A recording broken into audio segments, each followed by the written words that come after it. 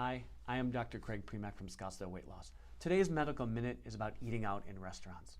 As the pandemic is hopefully coming to an end or towards the time where we can get out and be a little social again, many of us are starting to eat in restaurants, especially here in Arizona. I have 3 tips that will help you make the best choices for eating out.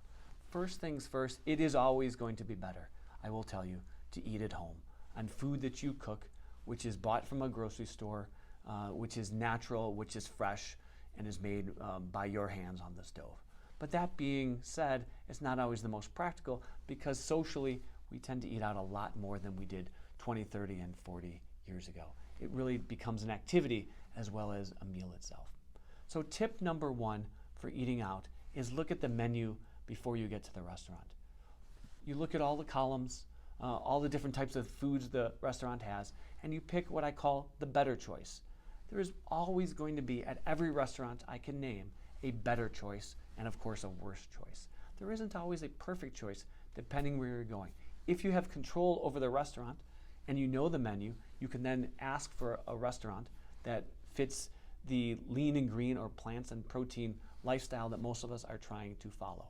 But that isn't always the case, or you may not be in control of where you're eating. So picking the better choice, even before you sit down and have all the pressure of what other people are ordering or the specials that you see going by you as you go sit at the table. The number 2 most important thing when eating out in a restaurant is don't go in extra hungry. Don't skip a meal in the afternoon so that you know you're going to have a little bit more food so that you sit down hungry.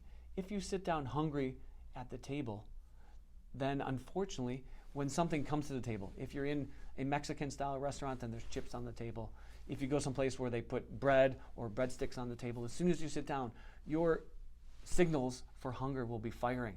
And it is very easy at that point, especially if other people are doing it, to eat. And the third most important tip is work on your portion. So restaurant portions are almost always bigger than what you're going to serve to yourself at home. And we do not have to be part of the Clean Your Plate Club like many people were taught when they were kids.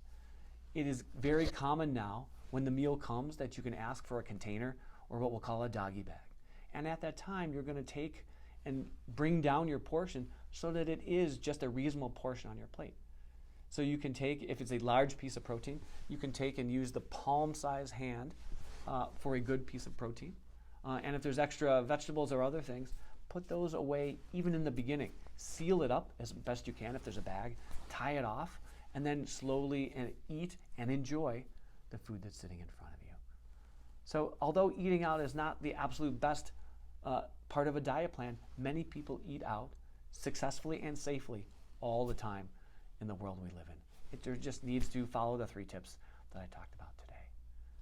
Thanks for being here with me, and I hope to see you next week at my next Medical Minute. Bye-bye.